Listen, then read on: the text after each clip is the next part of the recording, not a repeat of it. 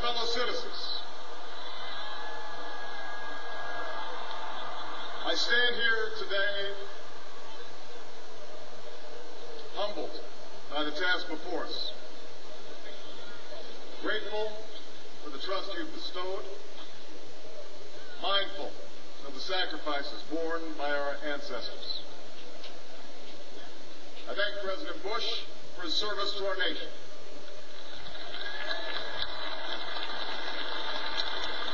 As well as the generosity and cooperation he has shown throughout this transition.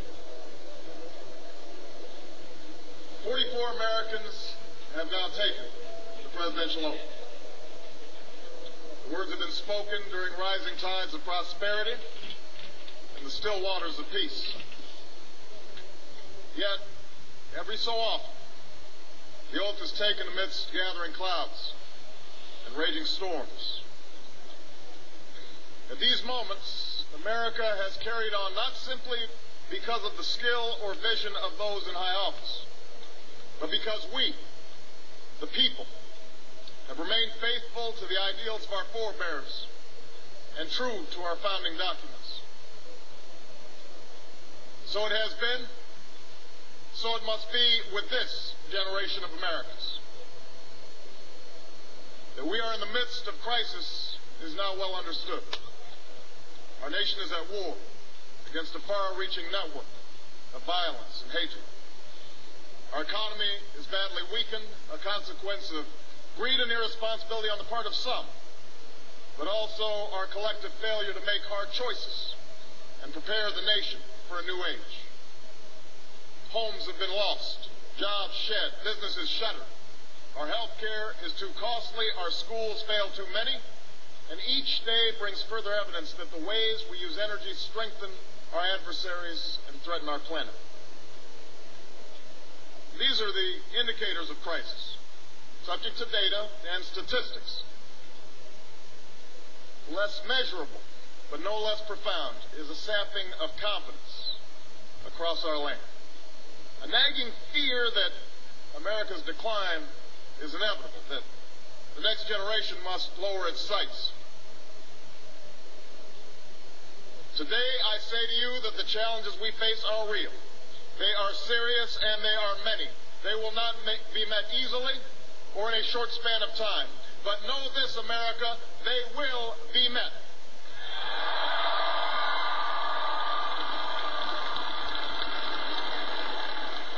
On this day, we gather because we have chosen hope over fear, unity of purpose over conflict and discord. On this day, we come to proclaim an end to the petty grievances and false promises, the recriminations and worn-out dogmas that for far too long have strangled our politics. We remain a young nation, but in the words of Scripture, the time has come to set aside childish things. The time has come to reaffirm our enduring spirit, to choose our better history, to carry forward that precious gift, that noble idea passed on from generation to generation, the God-given promise that all are equal, all are free, and all deserve a chance to pursue their full measure of happiness.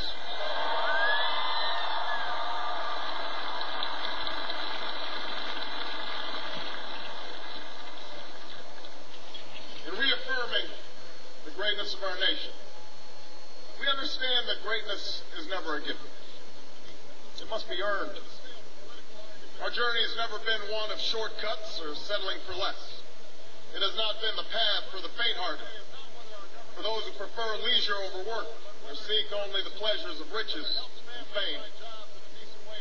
Rather, it has been the risk-takers, the doers, the makers of things. Some celebrated, but more often men and women obscure in their labor, who have carried us up the long, rugged path towards prosperity and freedom. For us, they packed up their few worldly possessions and traveled across oceans in search of a new life. For us, they toiled in sweatshops and settled the West, endured the lash of the whip, plowed the hard earth. For us, they fought and died. Places like Concord, Gettysburg, Normandy, But this crisis has reminded us that without a white time front, and again, these men and women struggled and sacrificed and worked till their hands were raw so that we might live a better life.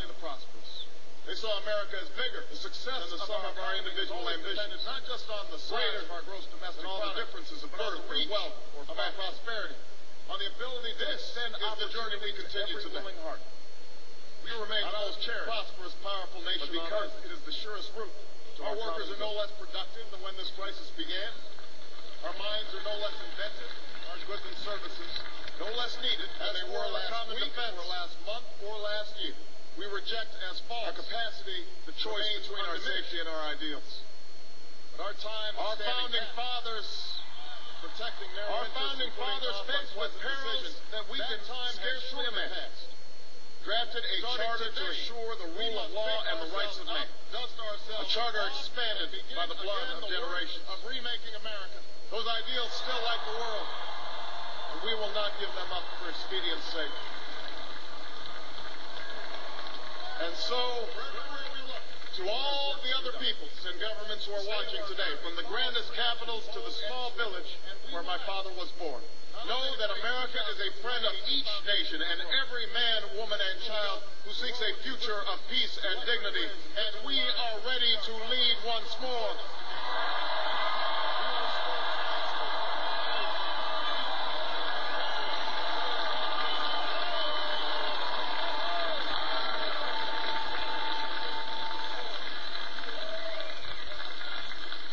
Recall that earlier generations faced down fascism and communism not just with missiles and tanks, but with the sturdy alliances and enduring convictions.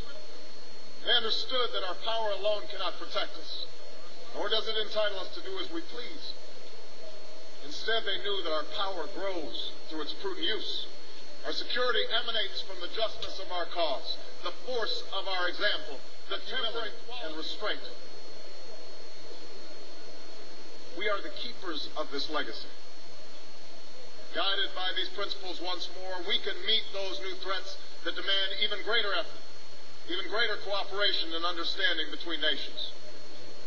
We will begin to responsibly leave Iraq to its people and forge a hard-earned peace in Afghanistan.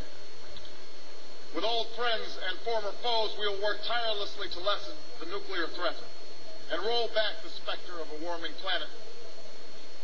We will not apologize for our way of life, nor will we waver in its defense. And for those who seek to advance their aims by inducing terror and slaughtering innocents, we say to you now that our spirit is stronger and cannot be broken. You cannot outlast us, and we will defeat you.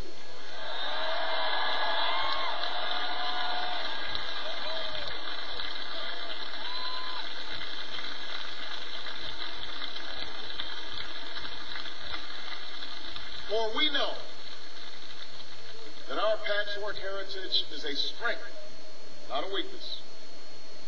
We are a nation of Christians and Muslims, Jews and Hindus, and non-believers.